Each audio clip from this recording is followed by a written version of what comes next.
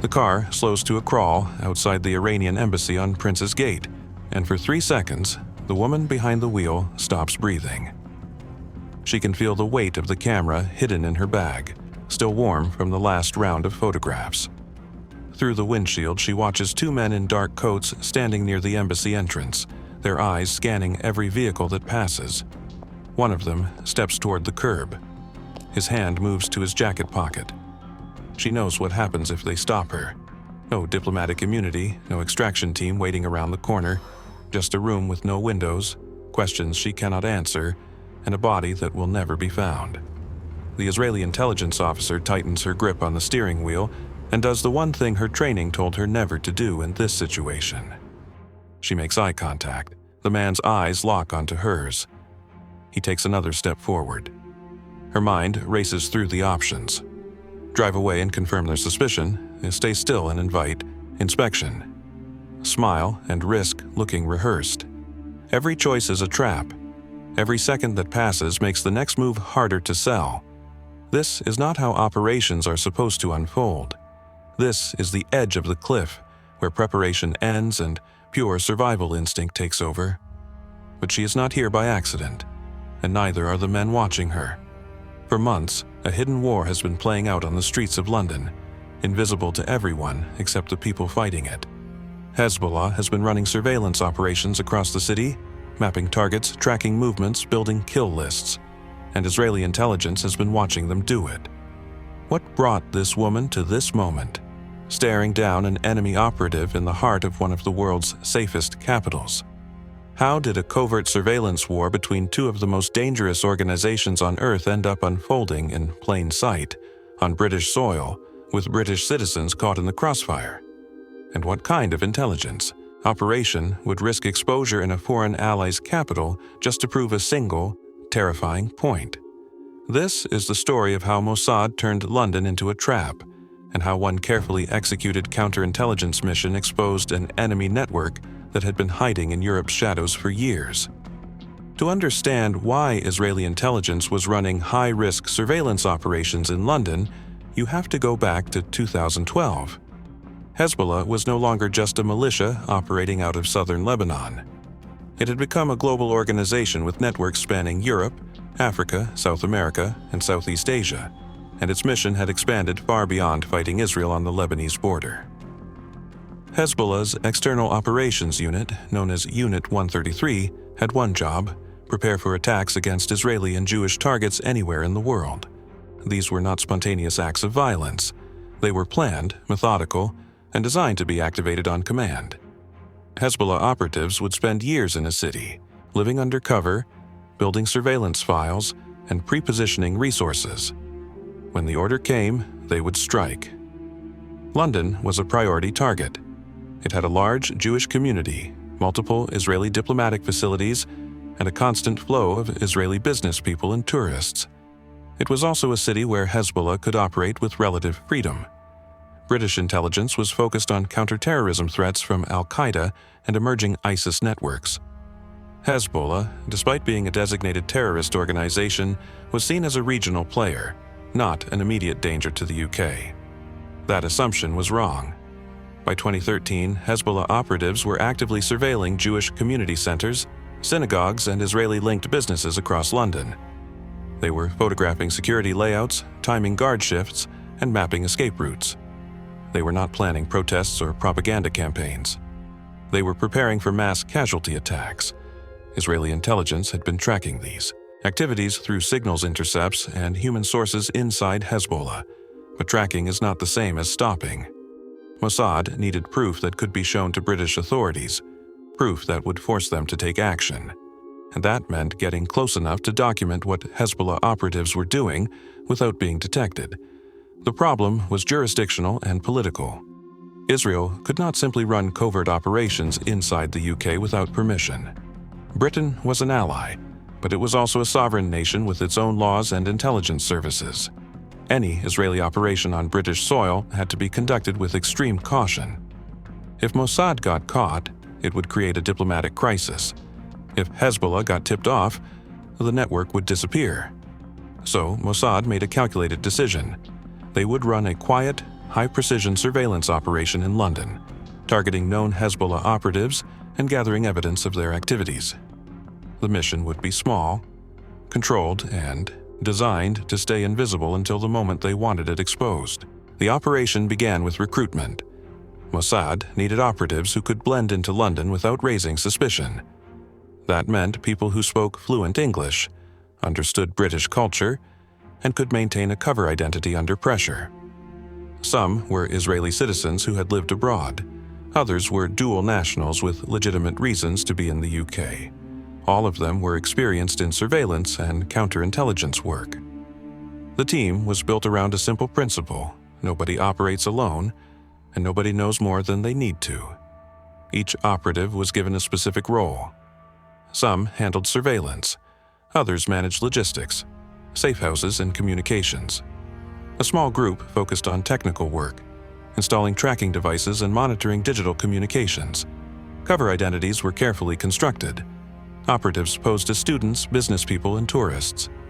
They rented apartments in different neighborhoods, used separate phone numbers, and avoided any pattern that could link them together.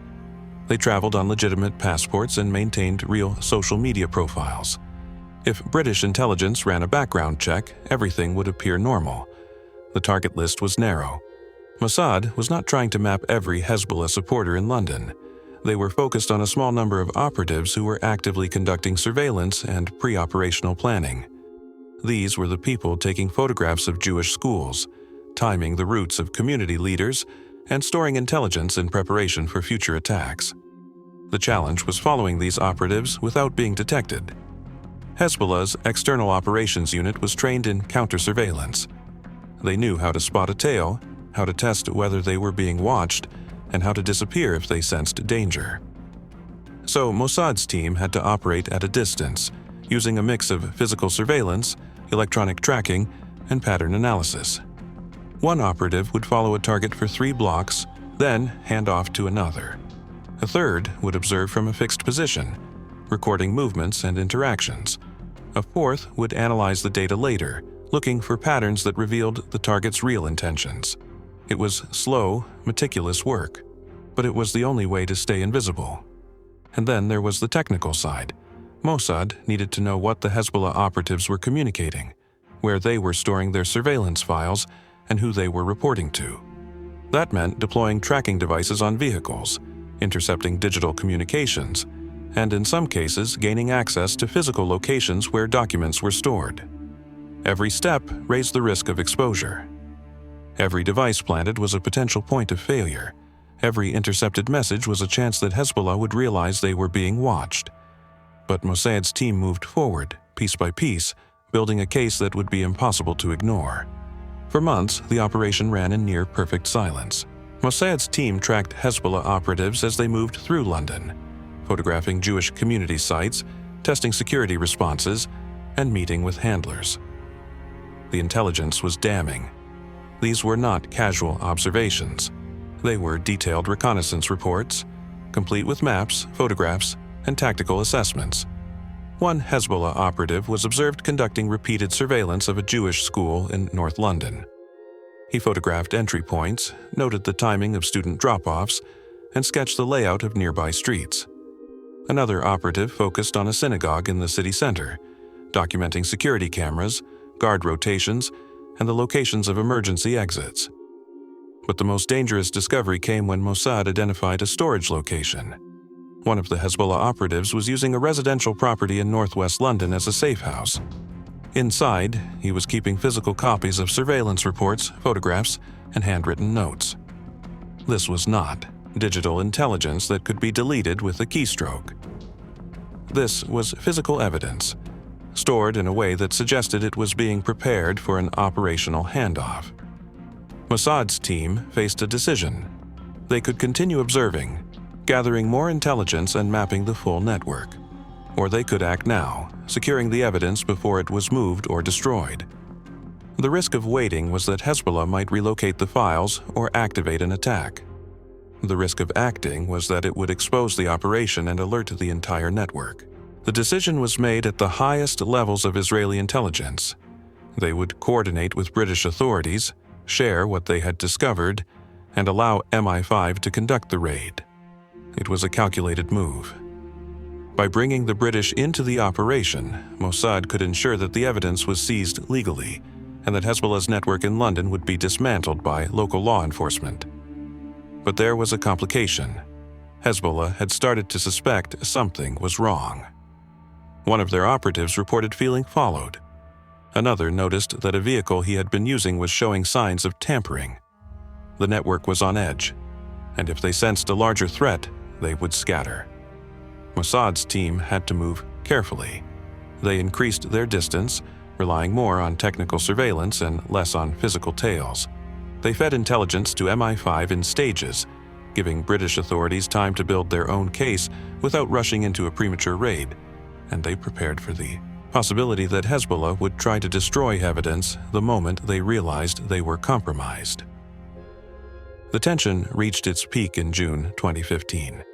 MI5, working with British police, executed a raid on the northwest London property. Inside, they found exactly what Mossad had reported: detailed surveillance files on Jewish targets across the city, including maps, photographs, and tactical notes.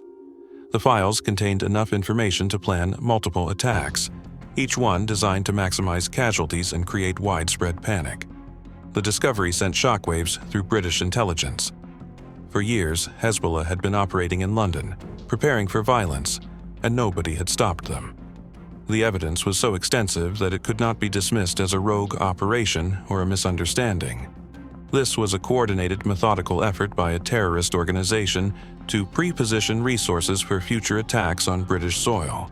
The immediate aftermath of the raid was carefully managed. British authorities did not publicly announce the discovery or identify the organization behind the surveillance files. Officially, the incident was described as a counterterrorism operation targeting a foreign threat. No names were mentioned. No details were released. Behind the scenes, the response was far more intense. British intelligence briefed senior government officials on the scale of the threat. Hezbollah was not just a Middle Eastern militia.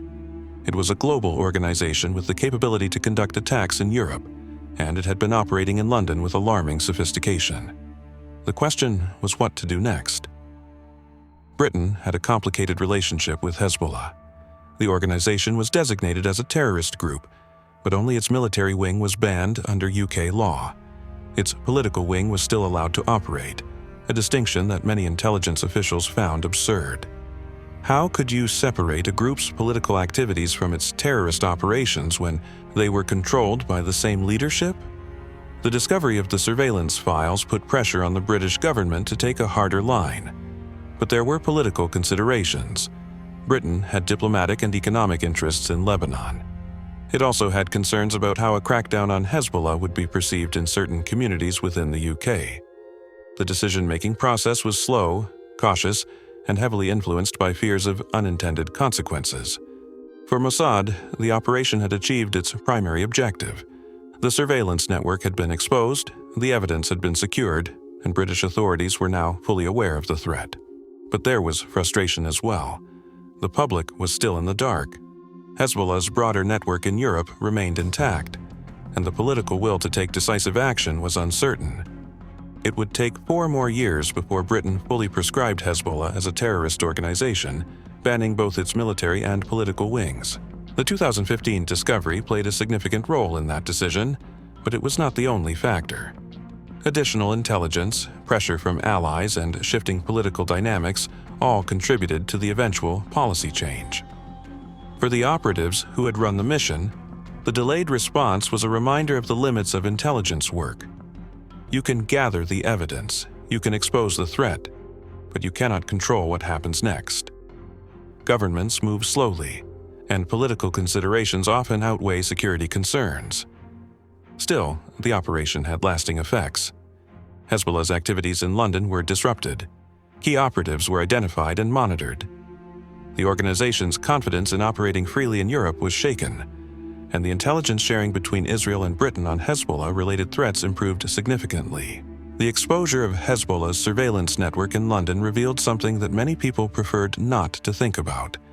The battlefield is no longer confined to distant war zones. It is here, in cities like London, Paris, and Berlin, where covert networks prepare for violence in the spaces between normal life.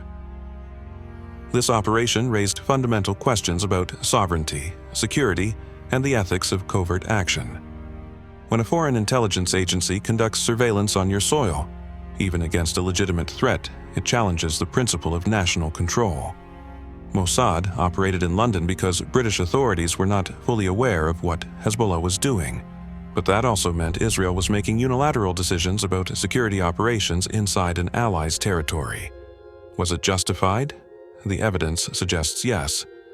Hezbollah was actively preparing for attacks, and without Mossad's intervention, those files might never have been discovered, but it also sets a precedent. If every nation justifies covert operations in friendly countries based on perceived inaction, where does it stop? How do allies maintain trust when intelligence services operate in the shadows, even with good intentions? There is also the question of public awareness. The people living in the neighborhoods where Hezbollah conducted surveillance had no idea they were being watched. They had no idea their synagogues, schools, and community centers were being mapped for potential attacks. And when the threat was exposed, they were not told. The operation remained classified, the details withheld, the danger hidden. Is that the right approach? There is an argument for secrecy. Revealing too much can compromise sources, expose methods, and alert other networks to change their tactics. But there is also a cost to keeping people in the dark. If communities do not know they are targets, they cannot take precautions.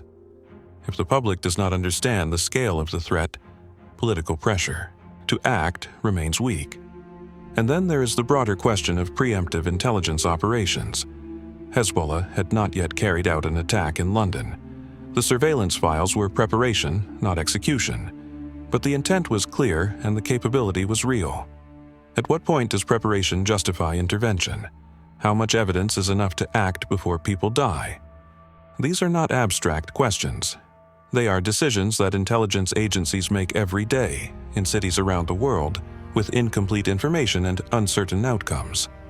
The London operation worked because Mossad moved carefully, because British authorities acted on the evidence, and because Hezbollah did not realize they were being watched until it was too late. But not every operation ends that way. Sometimes the intelligence is wrong. Sometimes the political will collapses. Sometimes the people you are trying to protect become collateral damage in a hidden war they never knew was being fought. If you were the one making that call, knowing that inaction could lead to an attack, but exposure could create a diplomatic crisis, what would you choose? And if you were the one living in the neighborhood being surveilled, would you want to know, even if that knowledge came with fear you could not escape? The Mossad operation in London succeeded in exposing a threat that was real, methodical, and terrifyingly patient. It proved that covert networks operate in plain sight, that preparation for violence can take years, and that the only defense is vigilance that never stops. But it also left behind questions that do not have easy answers, and a reminder that in the world of intelligence, the mission is never truly over. The threat just shifts, adapts, and waits for the next moment of vulnerability. If this operation opened your eyes to how real spy work actually operates in the shadows, subscribe to Hidden Ops for more true missions from the world of covert intelligence.